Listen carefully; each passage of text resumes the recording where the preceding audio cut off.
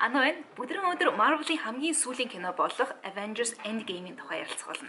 Тэгэхээр энэ видеон дээр ямар нэгэн спойлер бол орохгүй. Гэхдээ Endgame-ээс өмнө гарсан MCU-гийн кинонуудыг хэрэг үзэж амжаагүй байгаа бол энэ видеон дотор та нарын үзээгүй мэдээгүй спойлерууд бол байж ах эрсдэлтэй шүү. Тэгэхээр яг танарт анхаар үзсэн шүү заяа.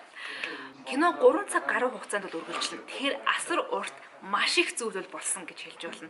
Ямар нэгэн зарим тэмдэг нэрсээр тодорхойлох гэх юм бол айгүй том, агуу, англиар бол incredible, grand гэх ч юм уу тийм том тэмдэг нэрүүдийг бол ашиглаж тодорхойлж болох байх. Би бол ерөөсөө эхнээсээ дуустал ерөөхдөө уйдаагүй. Гэхдээ эхний нэг хагас цагийн турш бол яг юу болох гээд байгааг мэддэхгүй жоохон өрнөлтөө болох гэж бол уудсан. Гэхдээ Marvel-ийн фанууд бол тэр нь их асуудалгүй байгаа.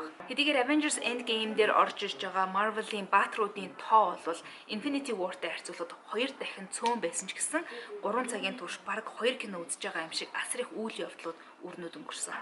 Драм болж байгаа юм, акшн болж байгаа юм, нийтмийн кино шиг хэсгүүд хүртэл болж байгаа юм. Ant-Man, Thor хүртлийн кинон дээр үндсэндээ жоохон инедмийн маягийн дүр болоод ороод ирсэн билээ. Robert Downey Jr.-ийн Iron Man-ы дүр тоглосон киногоор бол энэ MCU-гийн ертөнцийн эхэлж исэн. Тэрнээс хойш бол үндсэндээ 21 кино гарсан юм билээ.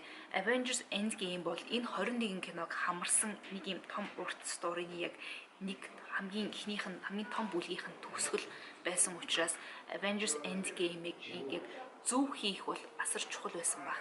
Avengers-ийн өмнөх кинонуудаас ялгаатай нь хэрвээ MCU-гийн өмнөх кинонуудыг үзээгүй бол энэ киног тийм сайн ойлгохгүй баг.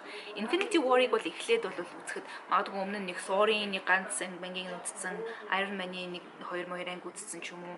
Тэгээд зарим кинонуудыг үзчихэд ороос уусан хүн бол үзээд бол ойлгочих болоод байсан. Хэрэг Endgame бол асар их зүйл багтсан. Яг Infinity War тэрний дараа бүр Captain Marvel-ыг ч гэсэн үзээгүй хүн бол юу болоод байгааг ойлгохгүй. Тэгэхээр яг Endgame бол Marvel-ийн бүх кинод дуртай бүгднийг үзэж дууссан хүмүүс зориулсан кино шүү. Хэрвээ тэгэхээр Avengers-ийн өмнөх кинонууд болон MCU-гийн өмнөх 21 кино хэрэг үзээгүй байгаа бол Endgame арай эртнэ. Avengers Endgame-ийн тухай ямар нэгэн спойлер хийхгүйгээр ярихад бол иймэрхүү байна. Энээс илүү ярих юм бол үндсэндээ спойлер болчих баг.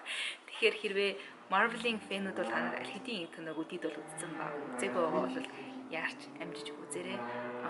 MCU-гийн нэг маш том бүлгийн нэг төгсгөл байлаа. Надад бол айгүй таалагдсан.